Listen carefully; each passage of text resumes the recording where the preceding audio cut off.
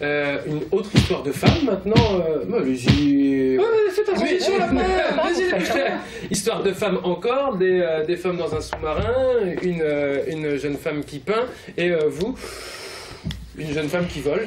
J'ai l'impression d'être dans une pub pour une barre chocolatée. J'ai 8 secondes pour vous dire que ma BD elle est super bien. Aujourd'hui je vous parle de Wonder Woman. Eh oui.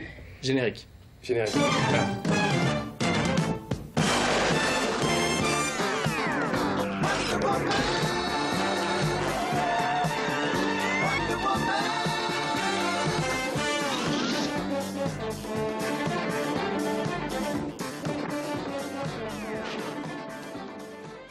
Alors évidemment ça n'a pas pris une ride et Wonder Woman aujourd'hui eh ben, elle est extrêmement différente de celle qu'on a pu connaître dans les années 70. La nouvelle série DC Comics donc, qui est le papa de Batman, de Superman, de Green Lantern, de Flash et de Wonder Woman, va mettre en lumière une Wonder Woman un peu plus badass, un peu plus bataillante et aux prises avec les dieux grecs, les dieux de l'Olympe.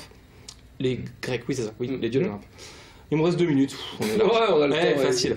Alors, l'histoire. Tant que je dis pas au revoir, il raccroche pas. L'histoire, c'est que une jeune fille qui s'appelle Zola, qui est une jeune fille moderne, qui est bien dans son époque, qui sort en boîte, qui couche avec qui elle veut, et ben, elle se retrouve enceinte et elle a un bébé. Ce qu'elle ne savait pas, c'est que la personne avec qui elle a couché, c'est en fait Zeus incarné sur Terre, parce que Zeus, il est un peu volage et puis il aime bien aller rencontrer des gens. Et donc, ben, c'est le nouveau bâtard de Zeus. Et donc, sa femme décide d'aller sur Terre pour arrêter cet enfant. D'accord. Et en fait, elle est pas contente. Bah non, parce qu'elle est pas contente, elle dit qu'est-ce que c'est que cette affaire et tout ça. Mais ce qu'il faut savoir, c'est que Wonder Woman, elle aussi, est liée par la naissance à Zeus, et qu'elle va se retrouver embrigadée là-dedans pour sauver cet enfant, puisque ça va être sa mission de sauver cet enfant, et donc elle va être confrontée à tout le panthéon grec. Donc on a une autre super-héroïne. D'habitude, les super-héroïnes dans les comics, elles sont en bikini, elles sont jolies et tout. Alors là, pas du tout. Graphiquement, c'est super joli, mais c'est un truc moderne. On a une femme normale qui s'assume avec des formes normales.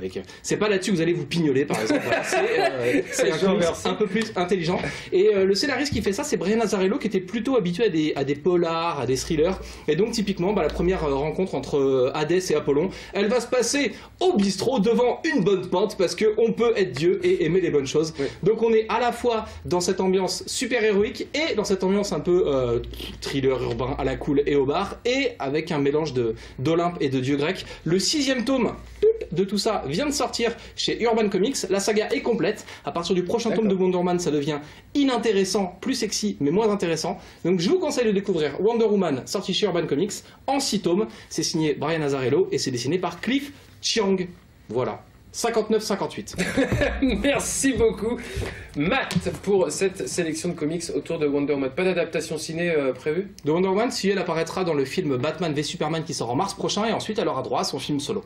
On la voit à l'écran. Belle Wonder Woman qui se bagarre. Merci beaucoup, merci.